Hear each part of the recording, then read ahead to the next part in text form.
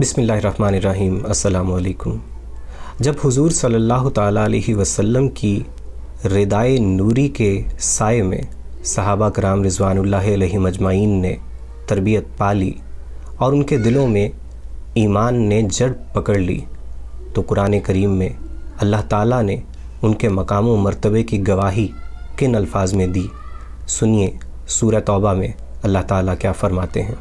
ترجمہ: جن لوگوں نے سبقت کی یعنی سب سے پہلے ایمان لائے، مہاجرین میں سے بھی اور انصار میں سے بھی، اور جنہوں نے نیک کاری کے ساتھ ان کی پیروی کی، خدا ان سے خوش ہے اور وہ خدا سے خوش ہیں، اور اس نے ان کے لیے باغات تیار کیے ہیں جن کے نیچے نہریں بہتی ہیں، اور وہ ہمیشہ ان میں رہیں گے، یہ بڑی کامیابی ہے۔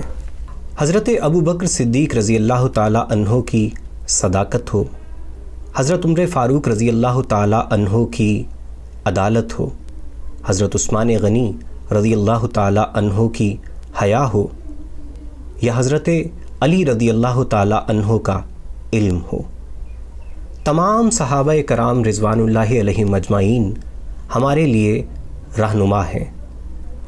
ظلم اور گناہ کے گھٹا ٹوپ اندھیروں میں یہ چمکتے ستاروں کے مانند ہمیں رہنمائی فراہم کرتے ہیں۔ ہم میں سے ہر ایک رہنمائی کے لیے اللہ کی ان عزیز ترین ہستیوں کا محتاج ہے۔ ہم سب کے دل صحابہ کرام رضوان اللہ علیہ مجمعین کے احترام سے لبریز ہیں۔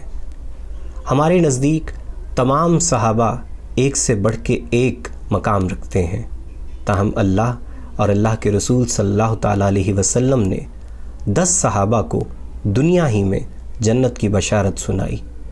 وہ کون سے 10 خوش قسمت صحابہ ہیں؟ کیا آپ ان کے نام جانتے ہیں؟ یقیناً آپ ان کے نام جانتے ہوں گے، لیکن ہم آج برکت کے لیے آپ کو ان 10 صحابہ کے نام بتاتے ہیں۔ پہلے نمبر پر ہیں حضرت ابو بکر صدیق رضی اللہ تعالی عنہ، حضرت عمر فاروق رضی اللہ تعالی عنہ، حضرت عثمان غنی رضی اللہ تعالی عنہ، حضرت علی المرتضیٰ رضی اللہ تعالی عنہ، یعنی چاروں خلفائے راشدین، جبکہ ان کے علاوہ حضرت زبیر بن العوام رضی اللہ تعالی عنہ، حضرت طلحہ بن عبید رضی اللہ تعالی عنہ، حضرت عبد الرحمن بن عوف رضی اللہ تعالی عنہ،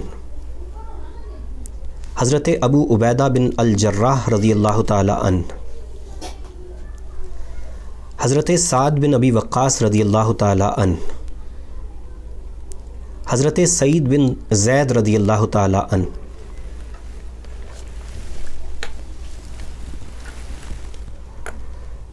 ہم نے جو 10 نام آپ لوگوں کو بتائے، یہ وہ 10 خوش قسمت ترین ہستیاں ہیں جنہیں اللہ اور اللہ کے رسول صلی اللہ تعالیٰ علیہ وسلم نے دنیا ہی میں جنت کی بشارت سنا دی۔